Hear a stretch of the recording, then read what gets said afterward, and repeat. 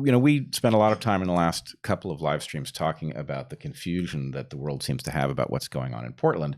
And the Portland rioters won a huge victory, which is that they managed to invert cause and effect, but they got an important photo op out of it, which is that the state negotiated to have the federal government withdraw its officers.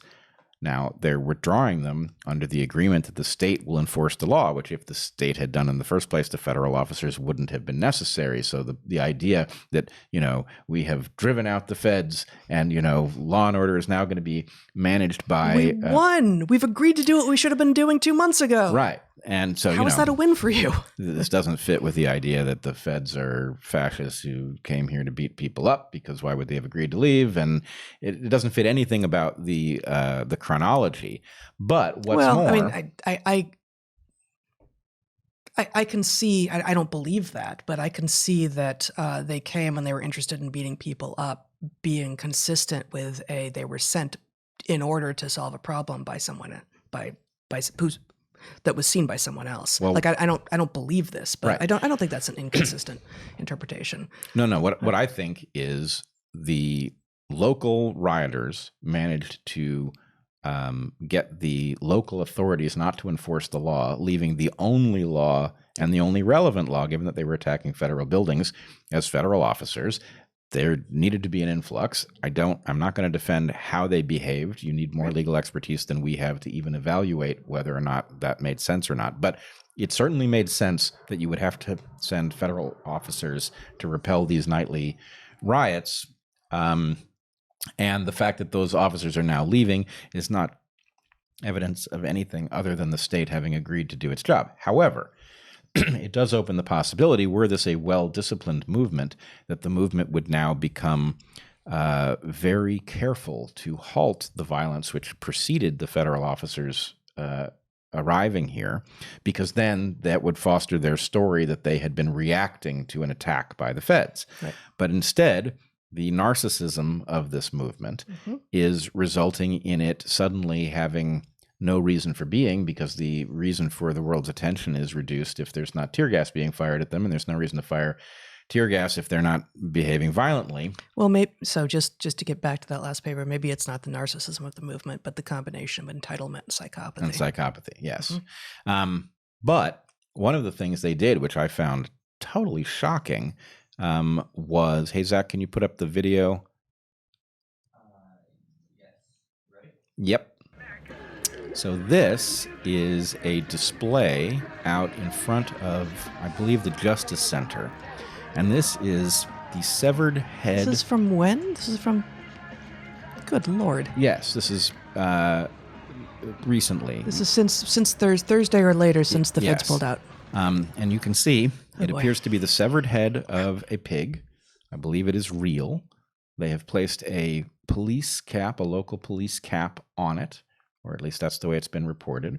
They placed it on an American flag, and they set it on fire, right? So the obvious implication, this is an obvious threat of violence against the local police, right, who are the reason that the federal police are now willing to withdraw. So these people are now being threatened, clearly with death, if you read not very deeply into this. And it also suggests something, I can't say for sure that they didn't source the head of a pig from a butcher and that this is all symbolic, but there's actually reason to think that they may have killed the animal because there are 2 prior incidents. So, Zach, can you show the picture of the head next to the statue? No, that one. So this is a prior incident in which a severed pig's head was placed at the base of what was once the elk statue, which was then burned and removed. And then... There's so much beauty in this movement, don't you find? Right. And then here, in a prior incident, a pig was found wandering downtown. This is a live pig who's been blanketed? Yeah, somebody's put a blanket over it, and the police rescued this pig, and the interpretation was apparently that protesters had intended to kill it ritually as part of their protest. And I think... But we don't know that that's true. I mean, it's also, I think the first time that a pig has been found wandering downtown. So it's clearly somehow related, or that is clearly the most parsimonious explanation, is that it is related to the protests, riots. All I'm saying is there's something wrong with a person who is trafficking in the heads of animals in this casual way. And in the same way that I think we are rightly frightened by the child who cultivates their own indifference to suffering by torturing animals, I think there's something about the choice of symbolism here. This is no longer graffiti of pigs' heads with their eyes crossed out, which is disturbing enough in light of the fact that it subscribes to this all cops are bastards. And can you put up the graffiti on the windows, Zach? Okay, there's a picture here. So dead feds. I think the point is, look, the message here. And when is this from? Before they rolled out? Before they pulled out? I don't know. It was posted this week. Okay. But my point is the movement is trafficking in the idea of justified lethal violence against all police. You don't need to know which police you are violent against. They all deserve it, and death is fine. And we are going to use dead animals to symbolize our commitment to this idea. We are going to place it on an American flag.